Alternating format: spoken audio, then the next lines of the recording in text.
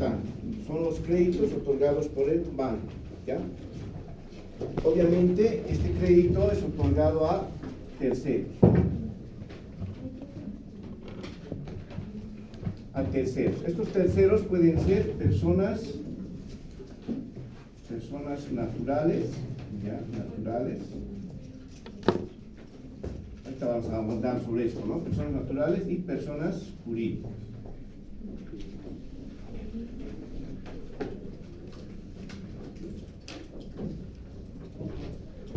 Personas jurídicas.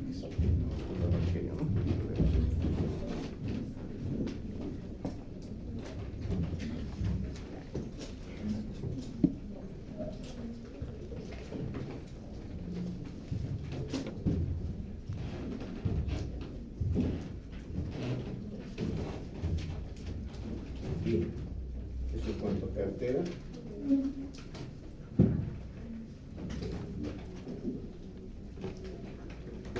Ya, existen tres grandes grupos, ya no se olviden, los tres grandes grupos. Nosotros lo vamos a dividir como la 131, ya, la 133 y la 134. Aquí tenemos cartera vigente.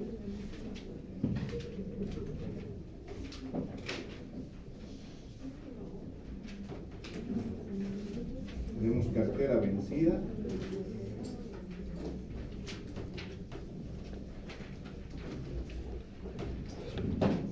Tenemos cartera en ejecución.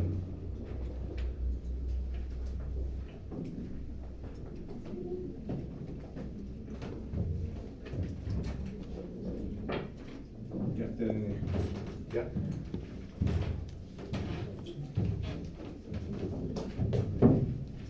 Bien, cartera es un mundo un tanto complejo, ya un tanto complejo para el banco. ¿Por qué? Porque ahí están todos los productos de un banco, ya todos los productos. Está ahí el tema del microcrédito, está el crédito personal, crédito productivo, crédito para vivienda social.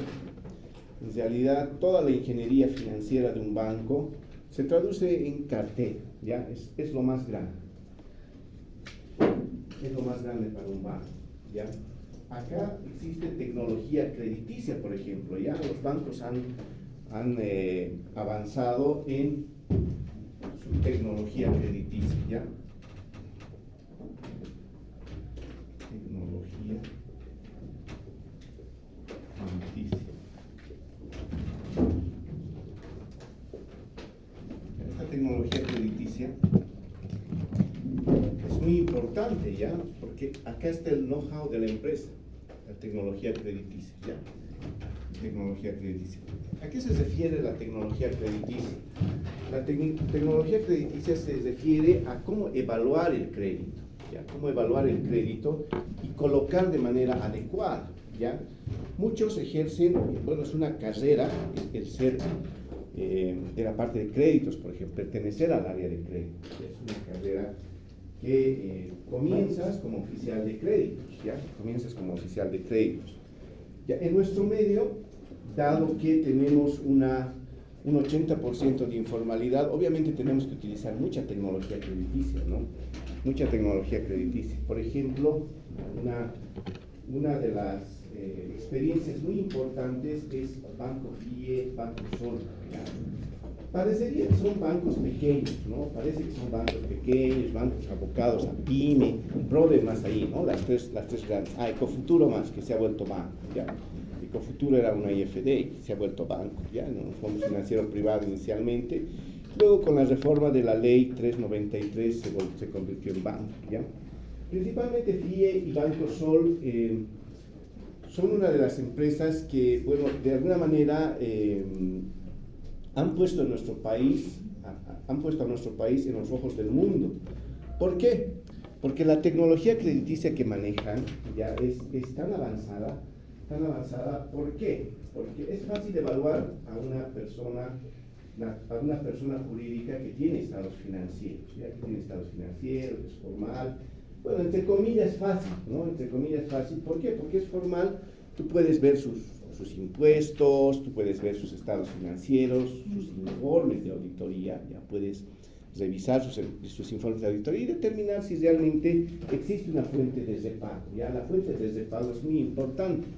Acá en cartera, no se olviden, siempre van a hablar de fuente de repago, ¿ya? Fuente de repago. ¿Qué es la fuente de repago?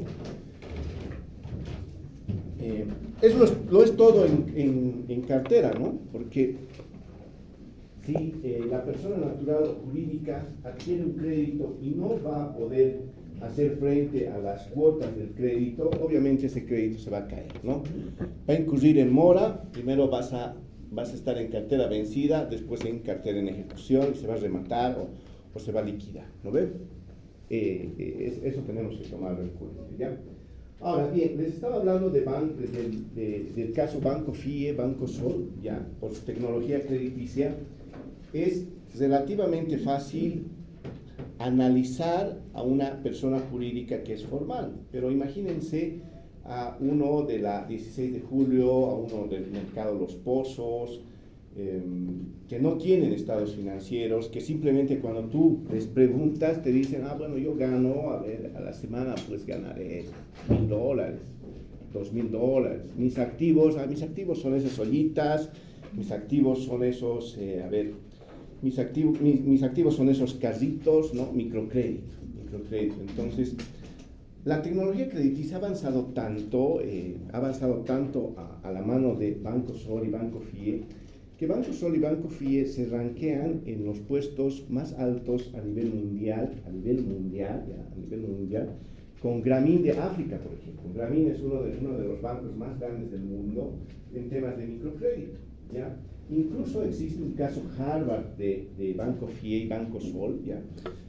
Por su tecnología crediticia. ¿Por qué? Porque el mundo veía cómo Banco FIE y Banco Sol colocaban sus créditos y no tenían mora, no tenían mora. Eso significaba que su tecnología crediticia realmente era una tecnología muy avanzada, ¿no? Entonces ellos sabían qué preguntas hacer, qué análisis financieros realizar, confeccionan sus estados financieros en función a lo que el cliente les comenta, ¿ya? Entonces es muy importante, ya es muy importante. Entonces, hasta ahora, muchos de los profesionales, por ejemplo, de Banco Sol y Banco FIE, iban a dar clases, ¿no? a entidades europeas, de África y demás, por temas de microcrédito. Entonces, el microcrédito en nuestro medio está muy avanzado, existe un know-how muy interesante en temas de microcrédito, ¿ya? En temas de microcrédito. ¿Por qué? Porque analizar un crédito no es muy fácil, ¿no? Colocar es fácil, relativamente fácil, porque todos te dan el cielo y la tierra para que les prestes, ¿ya? Incluso el cliente te puede decir, yo tengo más activos, tengo mis 2 vehículos, tengo mis 3 vehículos, y realmente no tiene nada, ¿no? Y cómo relevar la información, cómo armar el estado de flujo de efectivo de esa persona, en realidad te da el panorama para poder colocar el crédito, ¿no? Para poder colocar el crédito. También no nos olvidemos que la idiosincrasia de nuestro país tenemos valores bastante grandes, ¿no? Por ejemplo, a nadie le gusta que le pongan un cartel deudor moroso, por ejemplo, ¿no? A nadie le va a gustar. Un paseño es así. Un habitante de La Paz, del Alto, es así. Por ejemplo, yo conversaba para ver el tema del know-how de crédito con gente de la banca que colocaban estos créditos y me decían, realmente son muy cumplidores nuestros clientes porque se comprometen a pagar, voy a pagar el jueves y lo pagan. Basta que yo visite la zona y a la señora de la tiendita le diga, esta señora me debe. Entonces todos se enteran que esa persona debe. Entonces esa persona trabaja día y noche, deja de ir a sus fiestas para pagar. Entonces es una idiosincrasia bastante buena. El tema de valores, el tema de cumplimiento es bastante bueno en nuestro medio, que ha hecho que incluso la Universidad de Harvard, imagínense la Universidad de Harvard, venga a analizar. Hay realmente una idiosincrasia, es una tecnología crediticia, pero en realidad es una tecnología crediticia que lo han creado Banco Sol y Banco. ¿ya? Entonces existe, tal vez no han escuchado esto, pero es muy importante que lo conozcan, ya es muy importante, porque esa tecnología crediticia incluso es muy confidencial, no sale de ese entorno, no sale de ese entorno. Los bancos grandes, como el Banco de Crédito, por ejemplo, el Banco Mercantil, el Banco Visa, quieren tener una cartera. ¿Por qué? Porque es una cartera bastante grande, ¿no? El tema de PYME. Si revisamos las cifras, por ejemplo, del mercado financiero, ¿ya? ¿Quiénes tienen mayor rentabilidad? Banco Sol, Banco FIE, Banco PRODEN, ¿no? Su rentabilidad es mucho más grande. Además, ellos han extendido sus brazos. En cualquier población pequeña van a ver un Banco PRODEN, por ejemplo, ¿no? Un Banco FIE, ¿ya? Y el Banco Sol también. Entonces, son instituciones realmente ejemplo en nuestro país, y la verdad, cuando sales afuera y te hablan de Banco Sol y Banco FIE, te da orgullo ser boliviano, porque imagínense, una tecnología crediticia creada por ellos, ¿ya?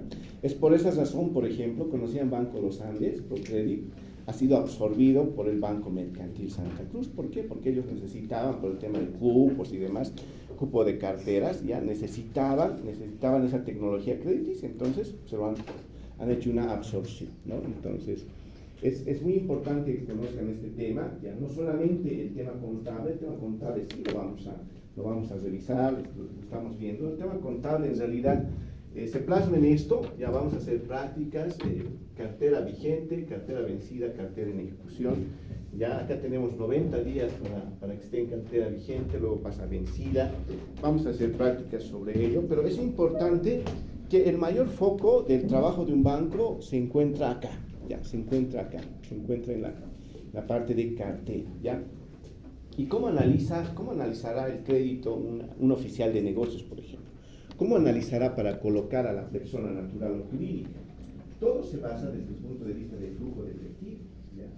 Sin dinero no podemos hacer nada. Entonces, la fuente de repago, esta fuente de repago, así como se llama, es simplemente si tengo el dinero o no, si puedo generar dinero o no. Eso se llama, eso es fuente de repago, ¿ya?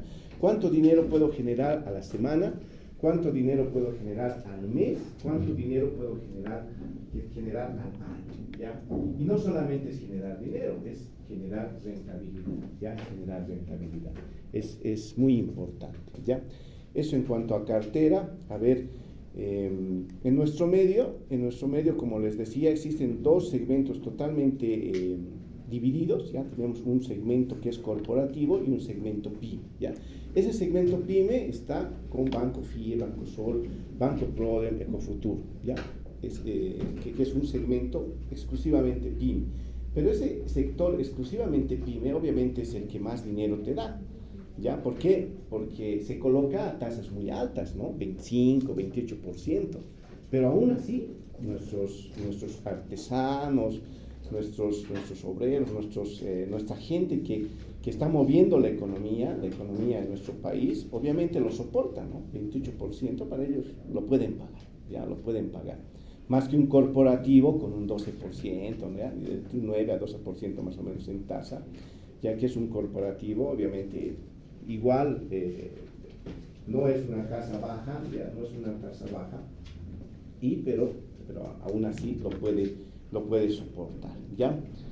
Bueno, en contabilidad bancaria no se ve mucho del tema de análisis crediticio, ¿ya? Pero es muy importante, ya es muy importante conocerlo.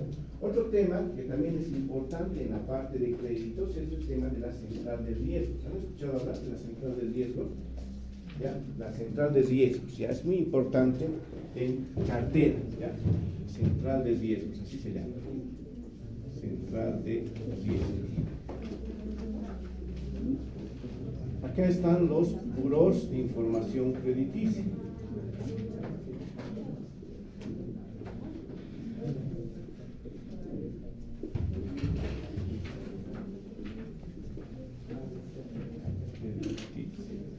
Ya, los buros de información crediticia. ¿Qué son los buros de información crediticia?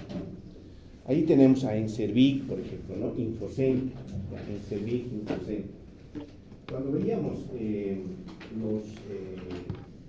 los servicios complementarios, ¿recuerdan cuando hablábamos en la anterior clase, los servicios complementarios al mercado de intermediación financiera? Acá están los buros de información crediticia. ¿Ya? ¿A qué se dedican los buros de información crediticia? Aglutinan toda la información con el que una persona natural o jurídica tiene en su pasado. ¿Ya? ¿Qué me refiero? Si ha generado créditos, ¿ya? Si ha incurrido en mora, si ha incurrido en castigos, ya se ha incurrido en castigos. Por ejemplo, en el mercado de intermediación financiera es pecado mortal que te hayan castigado un crédito, ¿no? Prácticamente es una muerte civil, porque ya no puedes acceder a crédito. Ya, por ejemplo, en el Buró de Información Crediticia, por eso te hacen firmar un formulario, ¿no? Un formulario en el que aceptas que te puedan investigar por cualquier medio, ¿ya? Investigarte por cualquier medio en nuestro país es esto: Buró de Información Crediticia, Central de Riesgos. Es eso. Si tú incumples con, por ejemplo, has incurrido en mora en un crédito y han llegado a castigar tu crédito, no te van a dar crédito nunca más, ¿ya? Porque el oficial de crédito lo primero que va a hacer es ver en el Buró de Información Crediticia, en Infocenter, en CEDIC, que son las empresas, ¿ya? Va a entrar, va a ver tus datos y va a ver ahí todo. Va a ver que te han castigado un crédito, va a ver que tienes un juicio civil por resarcimiento de ese crédito que te ha hecho el banco. Y lo primero que va a hacer el oficial de crédito, lo primero va a ser, antes de analizar, decirte cuánto es tu fuente de pago, generas flujo de efectivo, antes de decirte todo eso, te va a decir rechazar, crédito rechazado. Ya no solamente las entidades financieras, sino también muchas empresas industriales para darte crédito o darte una venta, por ejemplo.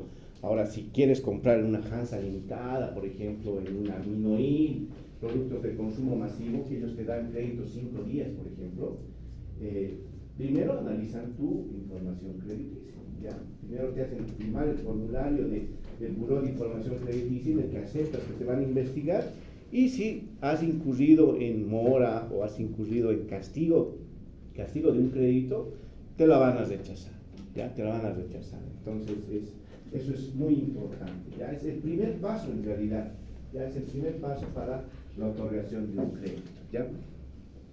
Ahora, desde el punto de vista de riesgos, los créditos están calificados, por ejemplo, se califican los créditos, ¿no? Se califican, tienes una calificación como cliente que te has prestado el dinero del banco. Puede ser cliente A, B, C, D, hasta D, ¿ya? Si tú has incurrido en mora, por ejemplo, bajas tu calificación de A a B, ¿ya? Si eres cliente A, obviamente, ahí todos te van a ofrecer, ¿no? Te van a llamar y te van a decir, ya estás pagando tu crédito, te puedo prestar más, ¿no? Que no necesitas más dinero. A veces hasta de otros bancos se enteran, ¿no? De otros bancos se enteran y te buscan, ¿no? Te buscan y te dicen, tengo un crédito, no quieres comprarte un nuevo vehículo, no quieres capital de trabajo, te puedo prestar, simplemente pásame tu boleta de pago o pásame algo que determine que sí has pagado y te presto, ¿no? Entonces es muy importante, ya existe una calificación. ¿Ya? Todo en realidad sobre la norma de servicios financieros está acá. ¿Por qué? Porque tenemos que ver el deterioro de esto. Si esto se va deteriorando, por ejemplo, un banco, ¿qué pasa si un banco tiene, a ver, vemos en porcentaje, digamos, acá tiene 80%, acá tiene 10%, acá tiene 10%. Muy buen banco, ¿no? Está manejando bien su cartera. ¿Por qué? Porque no ha incurrido en mora. ¿Cómo ha estado la mora en nuestro sistema financiero, por ejemplo? ¿Cómo creen que ha sido la mora en el histórico, el promedio de mora en nuestro sistema financiero?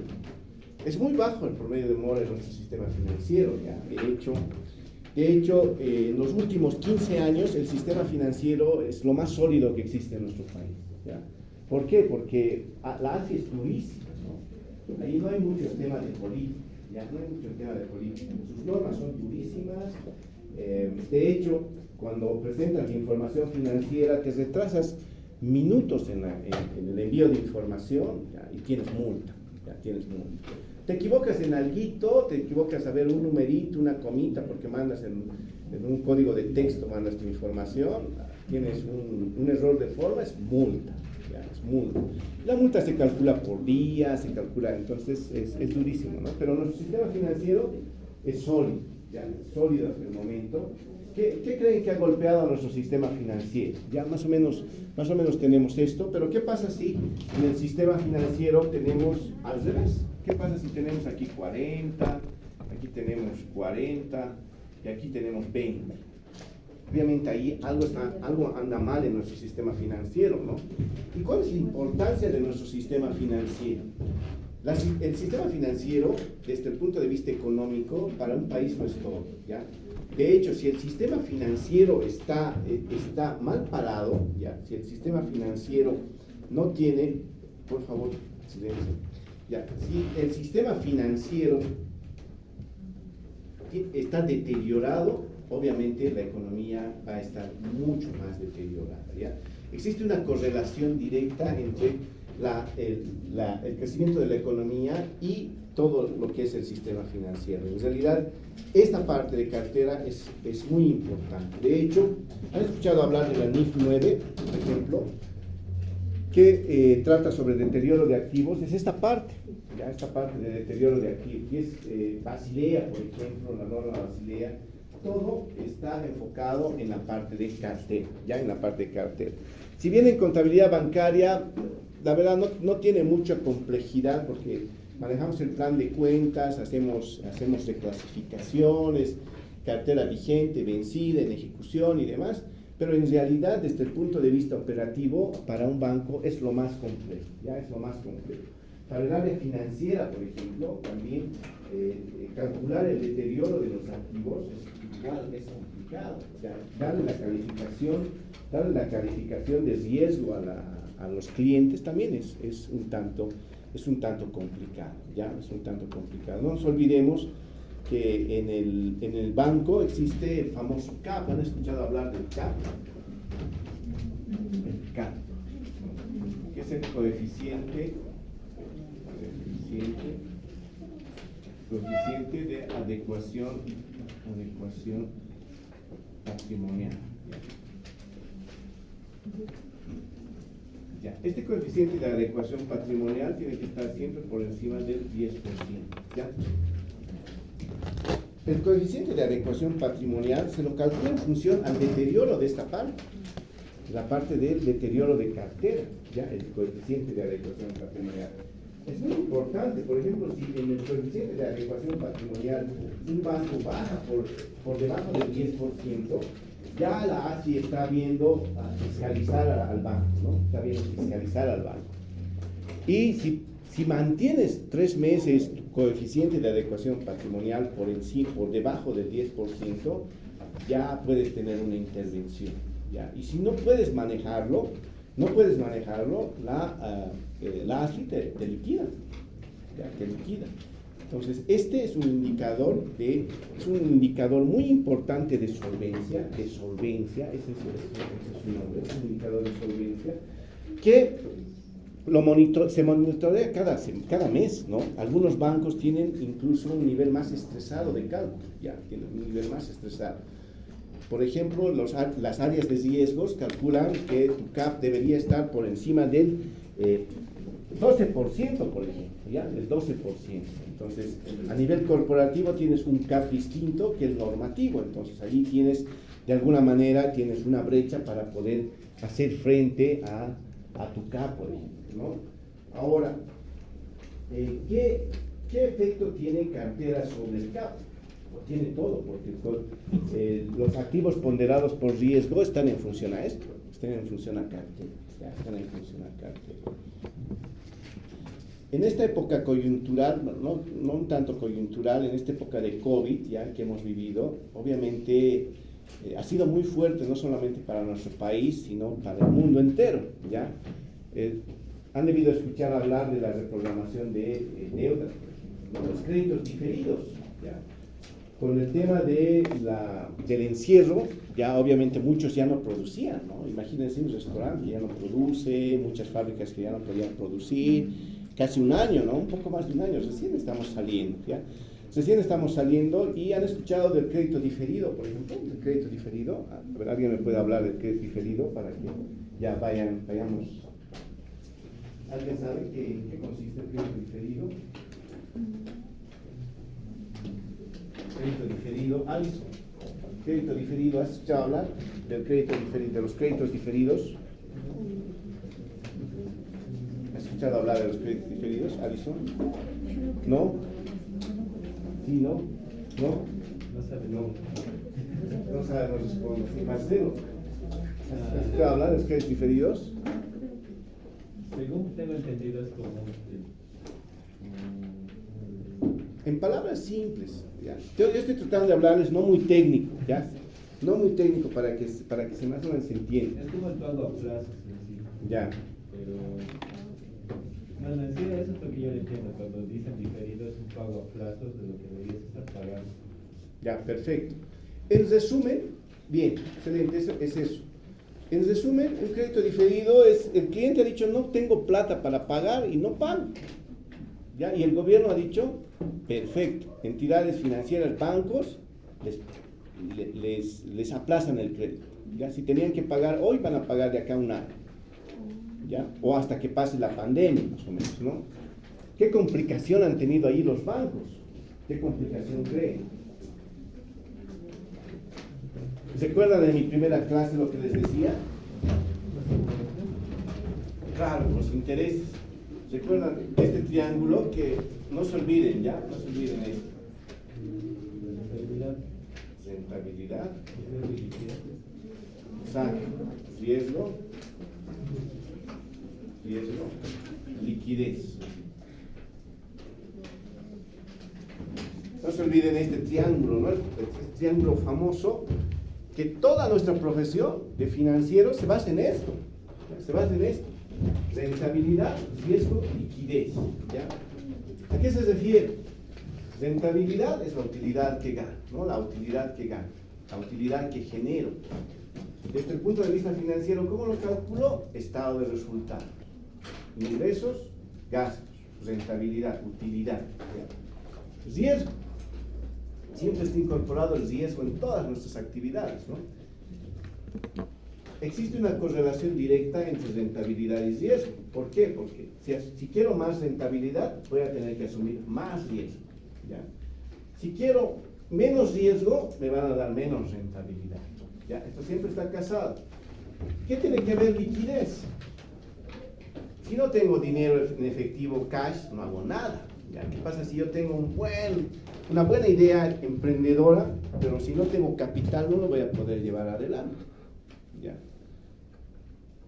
Puedo ser el mejor chef, puedo elaborar el mejor chicharrón del mundo, pero si no tengo el ambiente, no tengo el personal, no tengo los insumos necesarios, y para eso necesito liquidez, ¿no? Para eso necesito liquidez. ¿Cómo se adecua esto al ejemplo del diferimiento de cartera? ¿Ya? Al diferimiento de cartera, por ejemplo, ¿ya? En términos así simples, ¿qué asiento tengo que correr por el devengamiento de intereses? ¿Qué asiento tengo que correr? Sin la nomenclatura de contabilidad bancaria, ¿no? En contabilidad básica, ¿qué asiento tendría que correr por el devengamiento de intereses el banco? Ustedes ya han llevado contabilidad básica, a ver, ¿qué asiento tendría que correr?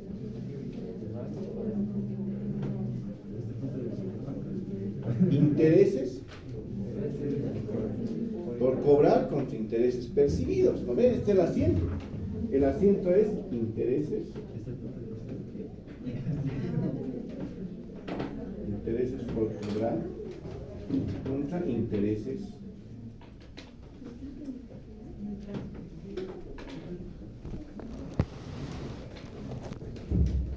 Perfecto. Esto es activo, ¿no? Esto es activo, esto es ingreso, ¿no? Y acá, bueno, montos X.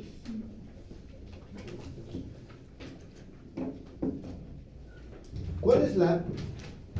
¿Qué me dice el devengamiento, el principio del devengamiento, el devengar? ¿Qué me dice el devengar? A ver.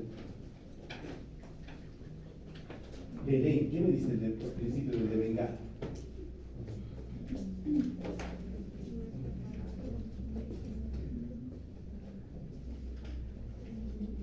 Esto es devengado, ¿no?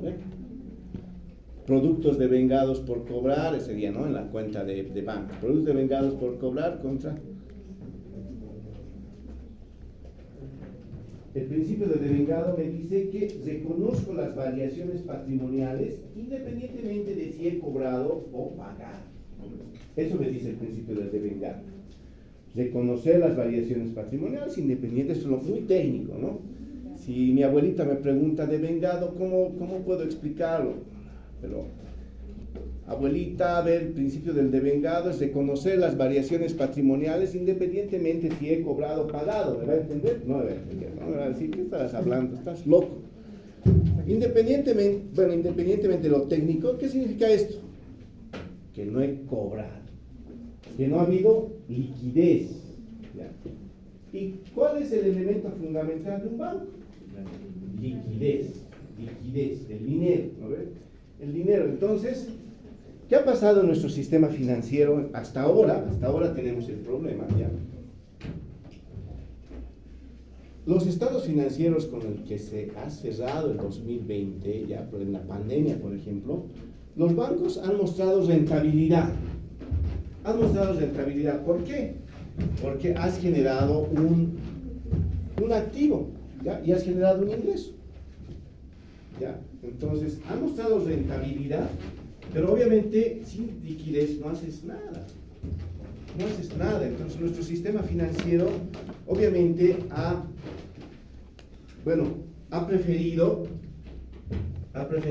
mantener solvencia en desmedro de rentabilidad, ¿ya?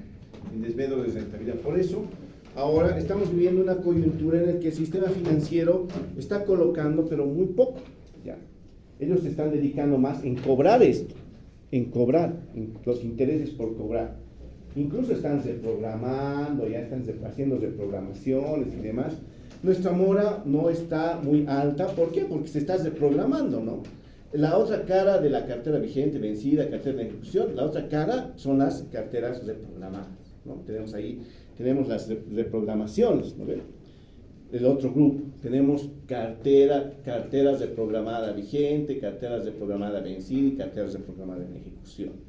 Entonces, eso está pasando en nuestro medio, eso está pasando en nuestro sistema financiero, ¿no?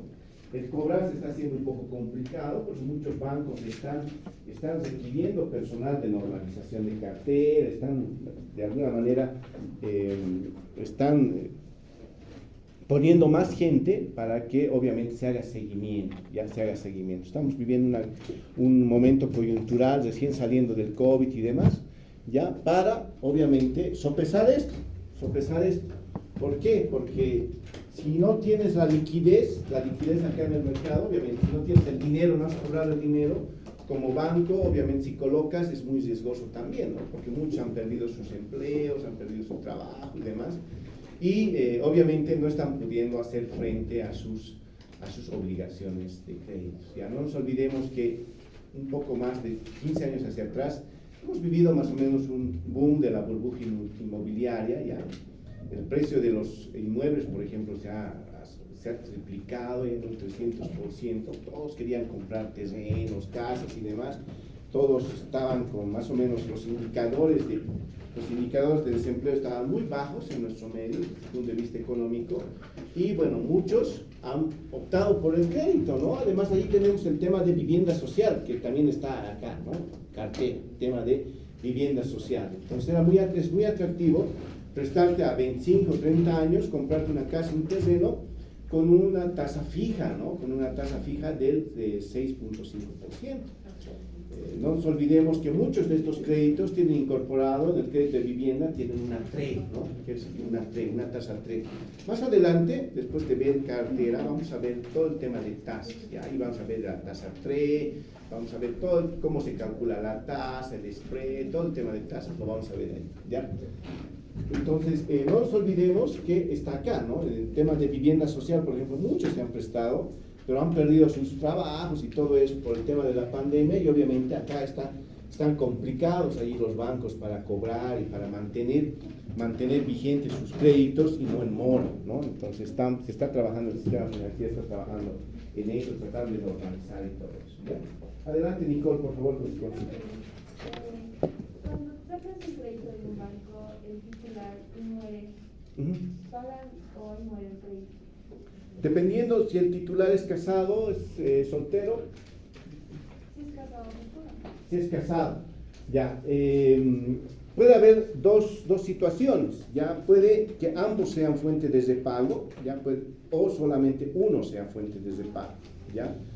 Pero antes, por ejemplo, se hacía esa división, ya.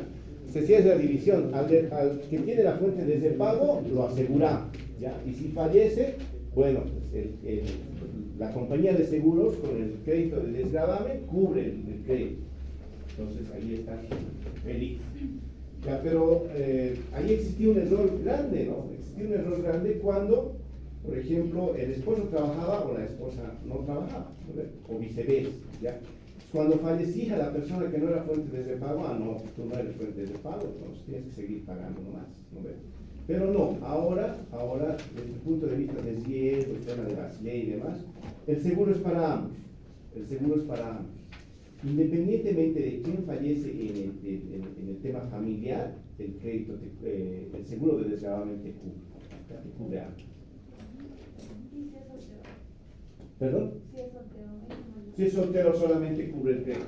El crédito total, el seguro de desgravamen cubre de forma total y bueno, pues ya no es una carga familiar, ¿no?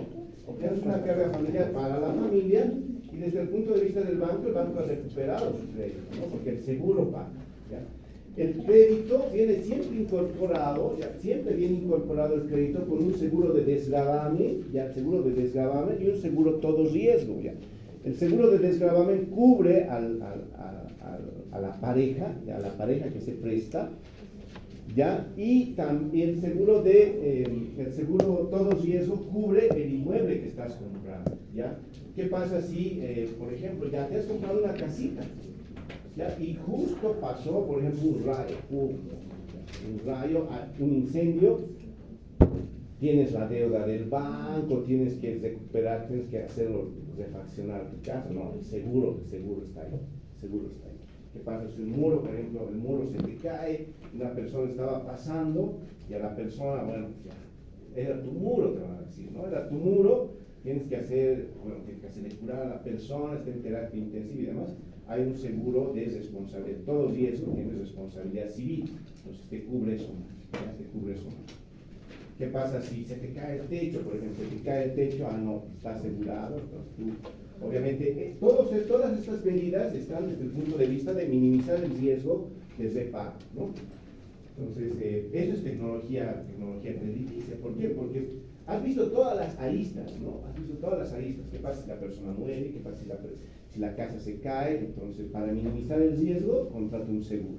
Por eso, las entidades financieras tienen negocios sinérgicos con las compañías de seguros, ¿ya? Disculpe, licenciado. Sí, adelante.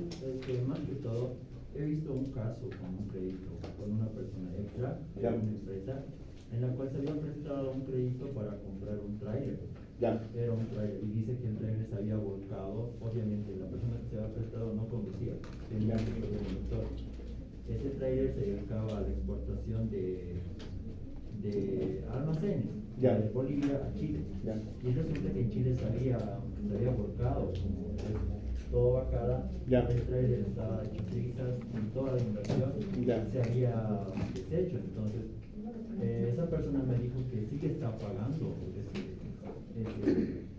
ese crédito. Entonces, en ahí, no sé si, la verdad, yo no estaba enterado sobre este seguro de riesgo. Tendría que haber tenido este seguro de riesgo en ese entonces. Bueno, ahora estamos hablando del crédito hipotecario de vivienda, ¿no ves?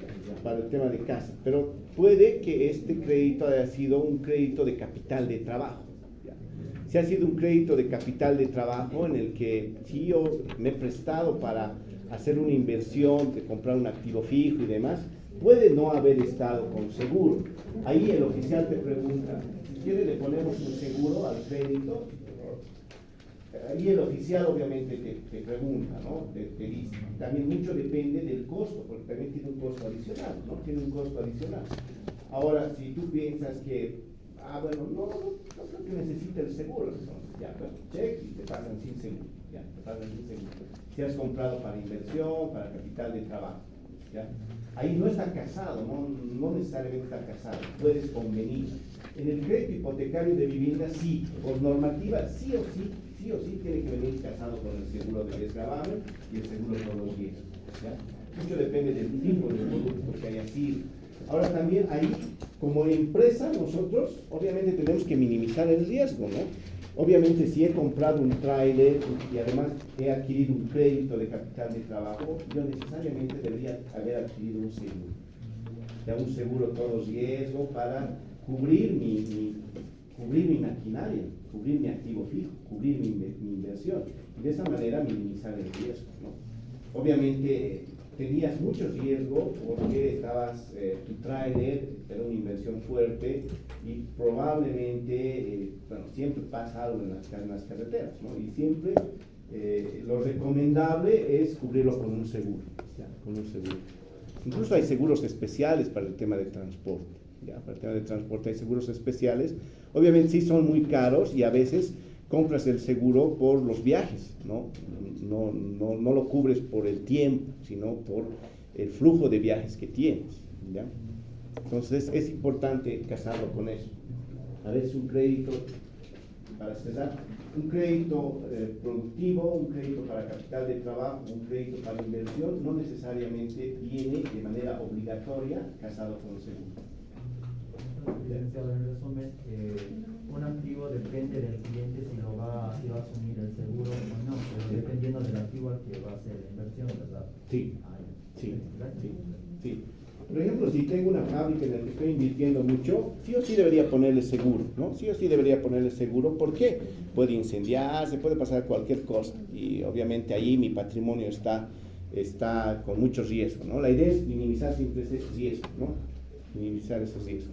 ¿Ese seguro, licenciado, es cancelado por mes o es un pago único al inicio del mes? Puedes convenirlo, pagarlo, siempre el seguro lo pagas por anticipado, ¿no ves? Siempre lo pagas por anticipado, pero dependiendo del flujo que tengas, puedes convenirlo con la compañía de seguros. ¿Ya? ¿Alguna consulta más? ¿Preguntas? Está hablando de la central del viernes. Creo que es cuando no pagas y la gente es como que inició tu nombre en el banco y entra a la central, creo que es algo así, pues entiendo, pero y sales de ahí dentro de cuántos años que o por qué entrarías a la central de riesgos. Perfecto. Principalmente ingresas a una central de riesgos si has tenido mora, ¿ya? Si has tenido mora, si has tenido, ¿perdón? ¿Mora cuántos días? Sí, o cómo. Cuando ya has ingresado en mora, no deberías ingresar en mora. Ya sale tu historial, ya has incluido en mora. Si cada 7 exámenes tengo que pagar y tengo mora de 3 días, ya entra la central. Sí, ya entra.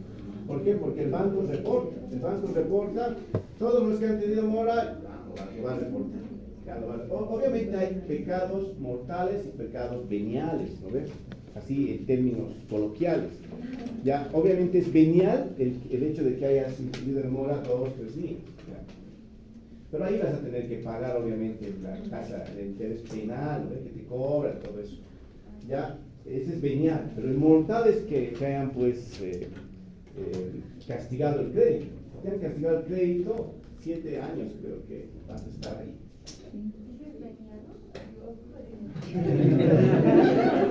Términos coloquiales, ¿no? Coloquiales. El pecado es venial, obviamente, sí, va a estar en función del análisis del oficial de crédito, ¿no? El oficial de crédito va a decir, inclusive mora un par de días. Claro, el oficial de créditos obviamente no toma solo la decisión, tiene un comité de créditos y el comité de créditos analiza y dice, a ver, sí, bueno, ha pagado, ha tenido un volumen crediticio bastante grande y demás, no, claro. Entonces, existen cosas así.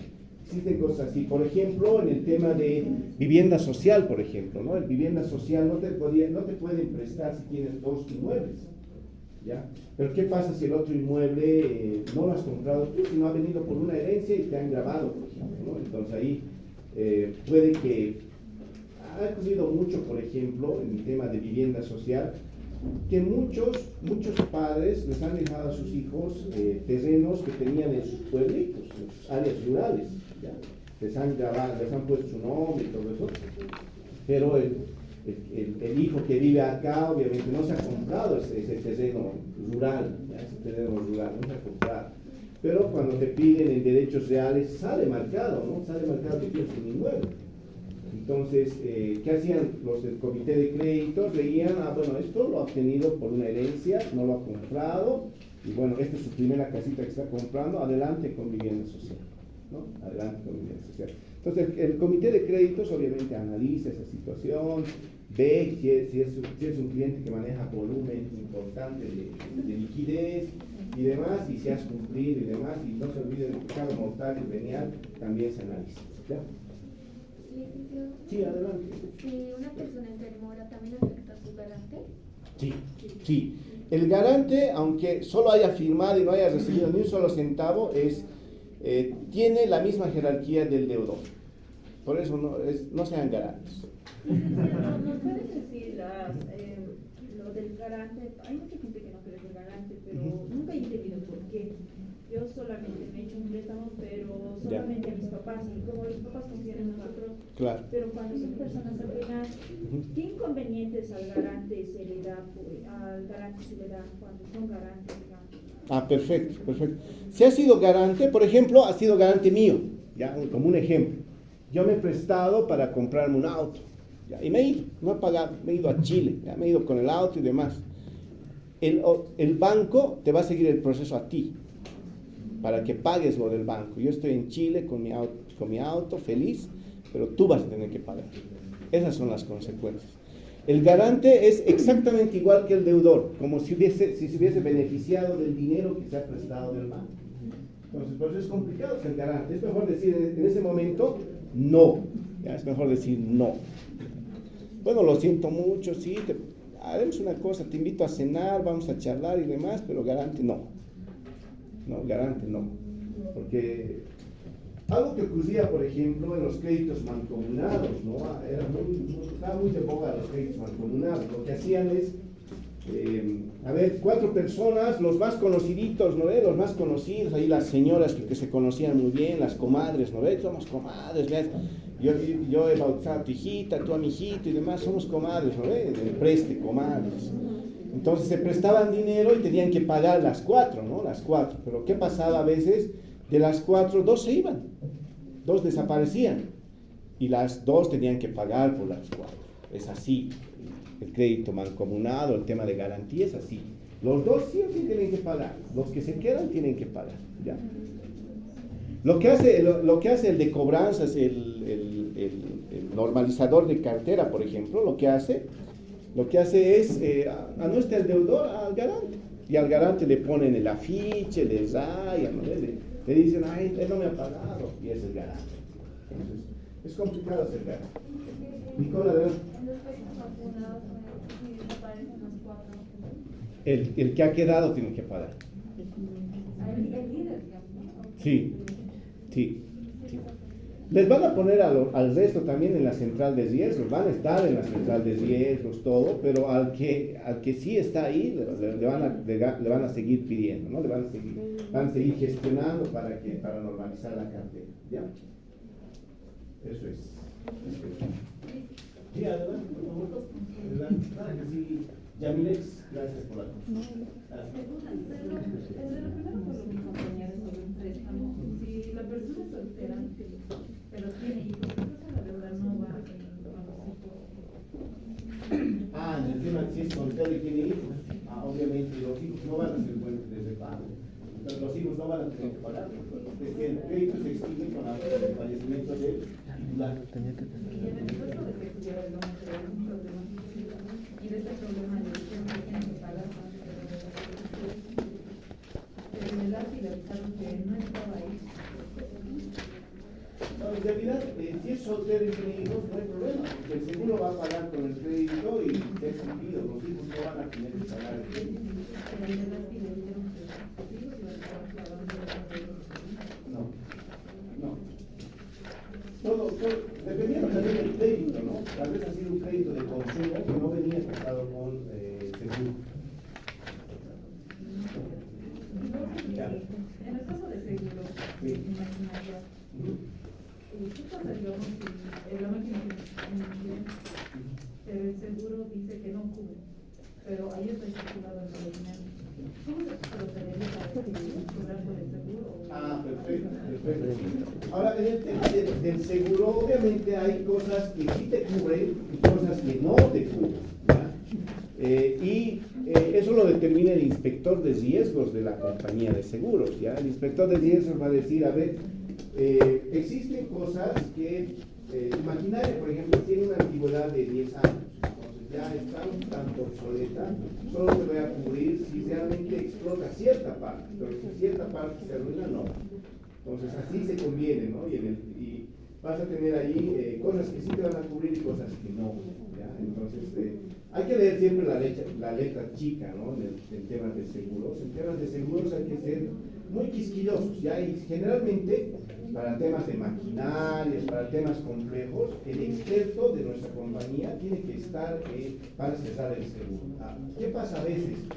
¿Qué pasa en nuestras compañías tradicionales? Ya en nuestras compañías tradicionales, el encargado del área financiera, el encargado de producción, generalmente, son los que cierran la parte de seguros. Pero también deberíamos estar apoyados con el experto operativo, que sepa más o menos cada cuánto tiempo se arruina una cierta cosita, por ejemplo, ¿ya? Una experiencia personal que he tenido, por ejemplo, con el tema del seguro, ya es era una compañía que se dedicaba a fabricar fideos, ¿ya? Fideos, ¿ya? Tenía una maquinaria, pero tremenda, en el que fabricaba fideos, pero 24 horas, ¿ya? 24 horas. Y por descuido, por algún problemita, por ejemplo, por descuido de la parte operativa, uno de los obreros apagó la máquina, ¿ya? Apagó la máquina. Él pensó que era para encender la luz y demás, y también no tomaron mucho la previsión de apretar un botón y se apagó la máquina. Ese perjuicio de apagar la máquina, toda la harina que estaba de ingreso y de salida era pelo, porque todo se había quedado ahí, detenido. Y además, como la masa es muy especial, ya no podían sacarlo, y prácticamente les tomó una semana limpiar todo lo que estaba entre medio de la máquina. Una semana, imagínense, una semana les tomó sacar. Y una semana de no producir es pérdida, ¿ya? Y además del material que han producido, ¿ya? Y ellos acudieron al seguro, y en el seguro te decía descuido operativo y demás, no te cubre. El inspector de riesgos fue, ¿y qué ha pasado? Sí, me equivoqué y apreté. No cubrió. ¿Cuánto creen que costó ese siniestro? $2 millones. ¿No ven?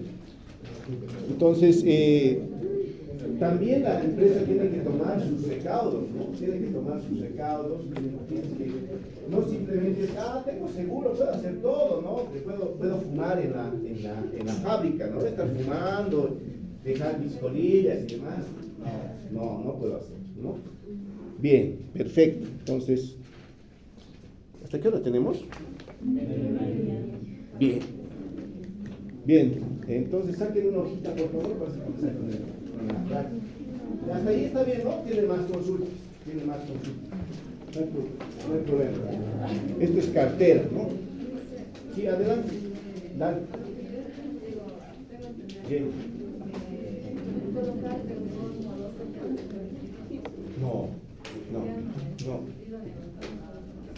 No puedes. A ver, por favor, atiendan. Pues vamos a dar unos 10 minutitos más para preguntas, ¿ya? Si tienen preguntas. No podemos colocar a un deudor moroso, por ejemplo. Si está en mora. Ahora, tenemos que tomar en cuenta que los oficiales de crédito de un banco es el área comercial, ¿no ves? Es el área comercial. Y el área comercial, ¿cómo gana? Gana un fijo y un variable, ¿no? Y obviamente los oficiales de créditos van a querer, por ganar sus comisiones, van a querer colocar de todo, ¿no? Pero ahora ya existe en los bancos las áreas de riesgo. Esta área de riesgos le va a poner el freno, ¿no? Le va a poner el freno. En un banco tienes varios frentes que revisa. ¿Ya? Uno tienes el área de riesgos, que es ex ante. Ex ante se llama antes revisa todo. Y ex post es el área de auditoría interna. ¿Ya? El área de auditoría interna, si has colocado el crédito a uno que estaba en mora, obviamente, ahí te van a dar una llamada de atención fuerte, ¿no? Una llamada de atención fuerte. Así es. Ahora, como les digo, también puede ser convencional, ¿no? Puede que hayas entrado en mora por un tema operativo, tal vez. Hayas entrado en mora por unos días, como decía nuestra amiga Nicole, ¿no ve? Entonces puede que hayas entrado en mora unos días y haya sido un tema, tal vez, de temas de liquidez. Vamos a ver más adelante, adelantos en cuenta corriente, por ejemplo, ¿no? Vamos a ver adelantos en cuenta corriente. Tal vez no has programado bien tu flujo y justo no has podido pagar, entonces has estado en mora, pero un par de días que obviamente ahí se lo maneja. ¿Ya?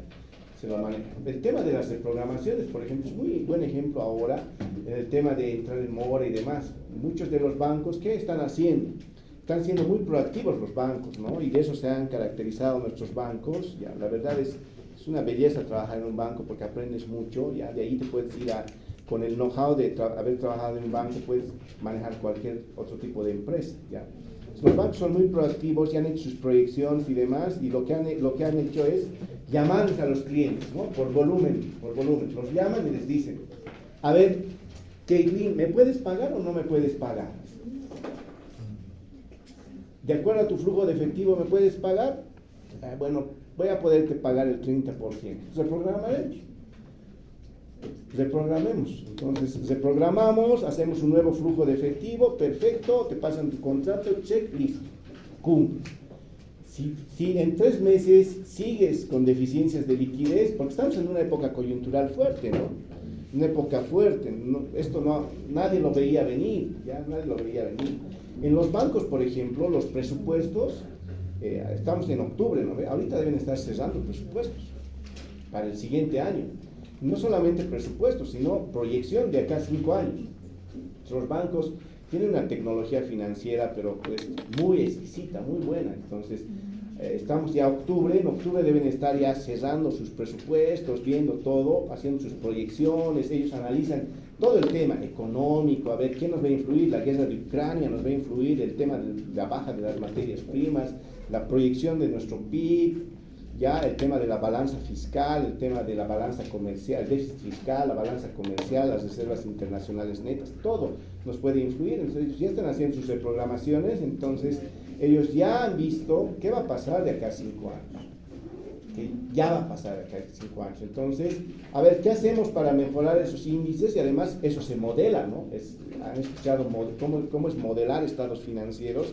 Ellos modelan sus estados financieros y ya tienen una proyección a 5 años, entonces ya saben más o menos qué clientes van a estar deteriorados. Entonces los llaman, están negociando con ellos y están reprogramando.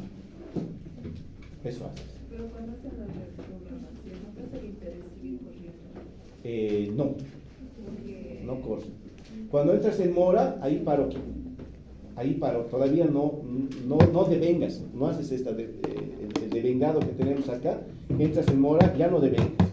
Pero la norma sí te dice que para regularizar sí tienes que pagar tus intereses en mora, tienes que pagarlos y recién puedes reprogramar. Tienes que pagar tus intereses en mora y pues tienes que pagar tus intereses penales. Pagas y recién reprogramas. Pero obviamente pagar intereses y reprogramar es mejor que caer en impago, ¿no? Es mucho mejor. Entonces, si haces el peso en la balanza, obviamente tienes que buscar el mejor escenario. Bien. Una consulta más ya para cerrar. La siguiente clase vamos a hacer ya prácticas, ya lo que les gusta, vamos a hacer asientos contables, vamos a comenzar a hacer, van a tener su nomenclatura de cuentas, ¿no? Yo les voy a preguntar qué cuenta y ustedes revisan, ¿ya? Nomenclatura de cuentas importante que tengan su nomenclatura de cuentas, ¿ya? Belén, adelante. El crédito de vivienda social. Y el crédito de vivienda social se le otorga a las personas que no tienen un inmueble, es el primer inmueble, ¿ya? Para comenzar. Es el primer inmueble, no tienes que tener terrenos, no tienes que tener casas, nada, es el primer inmueble, ¿ya? Además, tienes que tener un ingreso promedio más o menos, es lo más caro, ¿no? Tienes que ganar unos 7.000, 8.000 bolivianos, ¿ya? Porque tu tasa es del 6.5, ¿ya? De 6.5 y te cubren más o menos $125.000 más o menos, ¿ya? Creo que ha cambiado un poco el importe, ¿ya? Porque es en UFBs, ¿ya? En UFBs está en la norma, ya $125.000 más o menos, aproximadamente, ¿ya? Te cubren, ¿ya? Te pueden cubrir el 100%, no se olviden que para crédito de vivienda el banco, para crédito de vivienda normal, te piden que tengas mínimamente un 30%, ¿ya? Un 30% deberías tener, algunos es 20, de 20 al 30% deberías tener como cuota propia. Es complicado tener en efectivo eso, ¿no ves? Pero de vivienda social puedes tener al 100%, ya puedes tener al 100% el crédito, te evalúan tu fuente de la fuente de pago, que deberías ganar más o menos entre 7 a 8.000 bolivianos más o menos es mensual, y la tasa de interés es fija, de 25 a 30 años, ¿ya? De 25 a 30 años es fija, no incorpora la tasa TRE, ¿ya? No quiero complicaros, más adelante vamos a ver todo el tema de tasas, ¿ya? La tasa TRE es la tasa promedio ponderada del sistema financiero, esa es la tasa TRE. Y a veces tu crédito pues se duplica a veces con la tasa TRE, entonces no tienes eso, ¿no? No tienes eso, además que tienes un seguro y todo eso, ¿no? Obviamente te da acceso a que puedas comprarte un terrenito, puedes comprarte una casita, un departamento, generalmente es departamentos, porque con 125.000 ahora no consigues una casa, ¿no? Difícil. Una casa en la 16 de julio está valiendo $3 millones.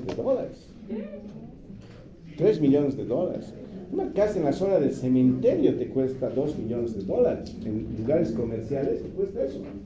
Te cuesta eso. Acá en Sopocachi, una casa te cuesta de 200 metros, te cuesta $350.000. Una casa en Achumani te cuesta de 400 metros más o menos, $500,000. $500,000, ¿ya?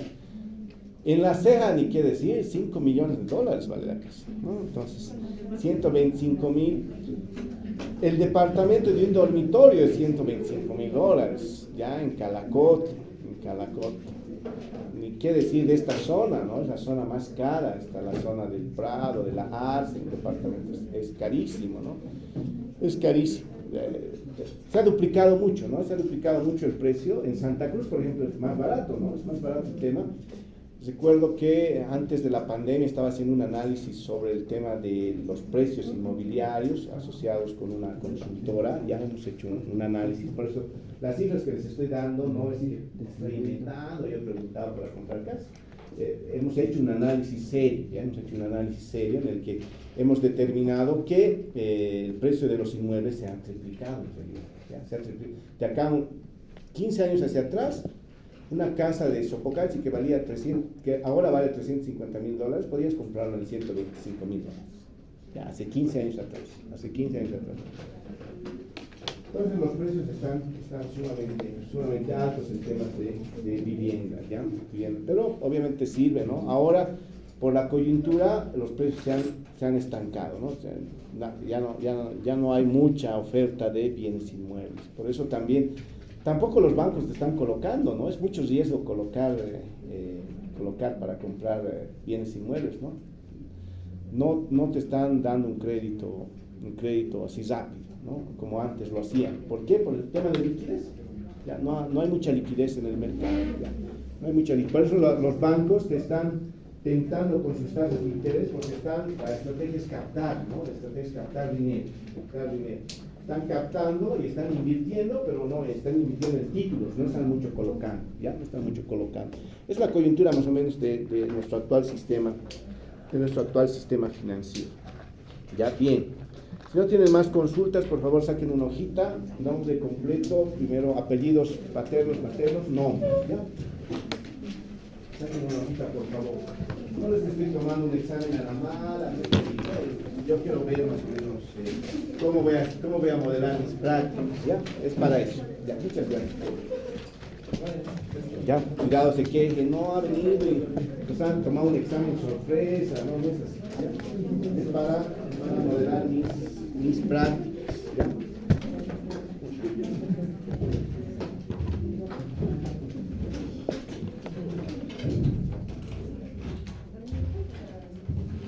Bien, pongan sus nombres, por favor. Pongan sus nombres, van a tener 20 minutitos. Pongan sus nombres. Apellidos, nombres, ¿no? Por el apellido comiencen, por favor. Apellido. Siempre por el apellido, ya. Siempre por el apellido van a comenzar la evaluación. A mí me facilita para que pueda revisar con las listas.